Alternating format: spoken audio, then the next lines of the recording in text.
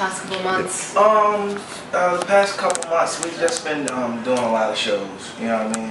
We've been working. Well, I'm getting ready to start working on a reality show probably next month, and that's pretty much it. Just doing shows, and I'm out of my deal in August, so I'm gonna be looking for another deal probably the end of August. And probably coming out the top of the year of 12. So pretty busy. Yeah. I'm trying to stay busy. Yeah, that's what's that's what's about. Do you have any expectations for tonight? No, I'm going to go back to my room and go get me some rest, and then I'm get my hair cut and do all the stuff that we need to do before we get ready for a show. But I'm just expecting people to come out and enjoy the show. You know, I've always come here, every year, at least once a year, and every time I come here, they give me love. And I think that's what it's about. When they come out and they show love for you, you have to give that love back. Yeah, absolutely.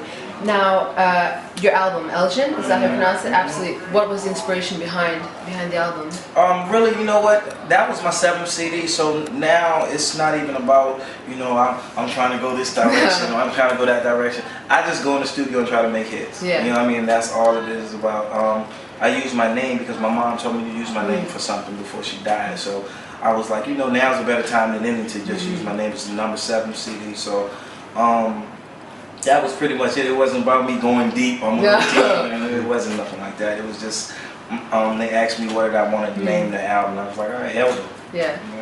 So brilliant. Now, you said once that A Drink of Choice is one of your favorite songs. What is it about that song that sort of gives you that? Throughout my career, I've had a few gimmicky songs, and I believe, gimmicky songs catch on a little quicker than, the other kind of songs, just because it's something that people can relate to real quick. You know what I'm saying?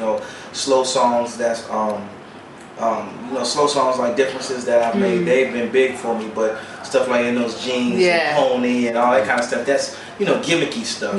And I just felt like,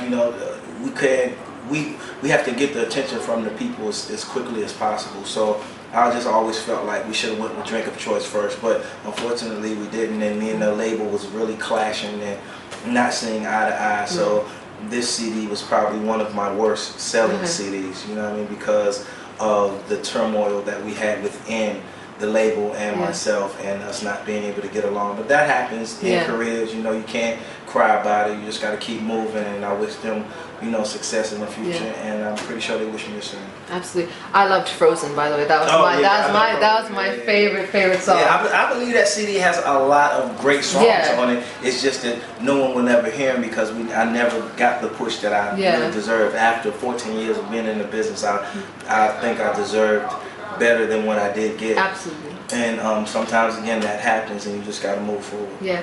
Speaking about you've been in the game for so long, this is actually a 2-part question. Now, your debut album landed in '96. I was 6 years old. My parents owned that album, and my mom said I should say hi to you. But how has R&B changed from then, and have you ever felt pressurized to sort of change with it? A little bit, because you still want to stay relevant, but I got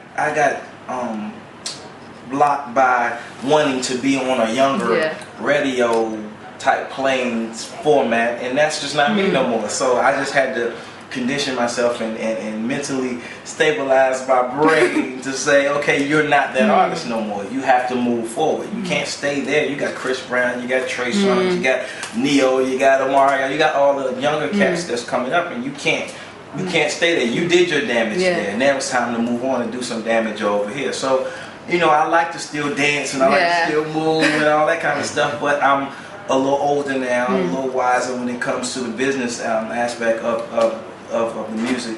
And, I did feel pressure, but I don't feel pressure no more. I used to a lot, but now I don't, because I realized that I did a lot of damage when I came out, you know what I'm saying? So, you can't relive what you started off. You gotta, you gotta go to a new beginning. You gotta know, you gotta do something different. So, the state of music now, I mean, it's working for whoever it's working for.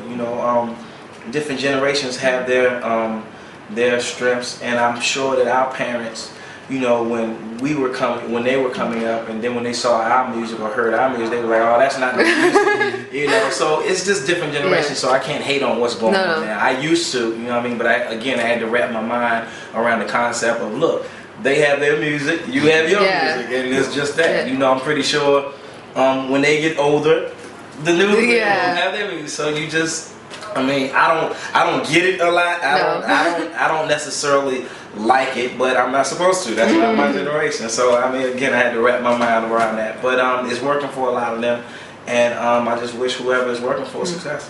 Has your change been because of you got married and you're a father to 8 kids? Has that impacted your music and your career? I think that impacts anyone.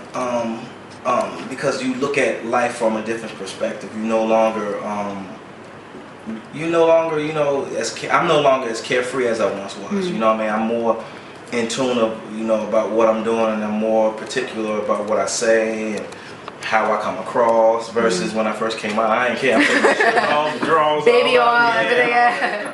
But now, you know, I still do my show. I still get down. I still make sure people enjoy themselves. But you know, I'm a little older, so you know, I'm not, you know, I'm not as, like I said, carefree. I'm more sexy versus raunchy. You know what I mean? So it's a difference, but it's still there. Now, with everything you've been through, both, you know, the tragedy in your personal, but also the massive success you've had, is it difficult to stay motivated, to have that hunger? You know, when you want the first 100,000 grand, but you know what the top is like. Is it difficult? It's kind of difficult because, again, you know, the motivation at this point is pretty much my family and money. You know what I'm saying? I mean, so you need money to survive. So, and you know, I still do like it. You know, I like the stage. I don't like the studio. Okay. Yeah, I love the stage, but I can't stand the studio. Yeah, I heard that you don't like people in the studio. I'm very private. I don't like, you know, people looking, listening to everything. No, don't get out. You'll hear the finished product. You know, so yeah, I mean, that's, you know, I don't like the studio, but I do love the stage. So my motivation is pretty much that. Yeah. I do have to ask about adult chocolate milk. You guys, because I did talk to some people who didn't know what it was and wanted to know. So could you? It's something new. It's I don't like to say it's like something, but it's like a coloring cream. It's like, but ours tastes much better. And it tastes just like chocolate milk, you know. And if you're not careful, you will get drunk. Yeah. You know what I mean? Because it's very smooth. It tastes good, and you don't realize that it's alcohol. You just be drinking it like chocolate milk, and you before you know it, black out. Gone. So it's a great drink. I'm the face of it, but my contract is almost up. So hopefully we'll renew it, and I'm just gonna keep on promoting it. So what's next for you? The reality show. I want to do 2 more CDs after this next one. I want to go 10 deep, and then I want to manage people. I think that's my second calling. So after that happens, once I do my 10 CDs, I want to manage, and that's pretty much it. We're going to do the reality show. I'm working on a book called My Ride. It's basically about, you know, my ride through the music business. That's pretty much it. Brilliant. I actually have only one question left. Beyonce said a while ago that when she was in Destiny's Child, she got absolutely sick of listening to Bootylicious because it was almost like a theme song. Have you ever gotten tired of Pony? Because that is, it's on, it's when it comes on, it's yours. I never got to that part. I hope I never do. I think Pony is, you know, that's just a reminder of what made me, and when you do hit Pony, it takes you back to what you was doing, and that's one of those great songs. That's a magical song. So I don't think I'll ever get tired of that, and that's the biggest response that I get when I do anyway. Brilliant, and I think we're done. Thank you so much. Thank you. Can we have a picture for the article as well?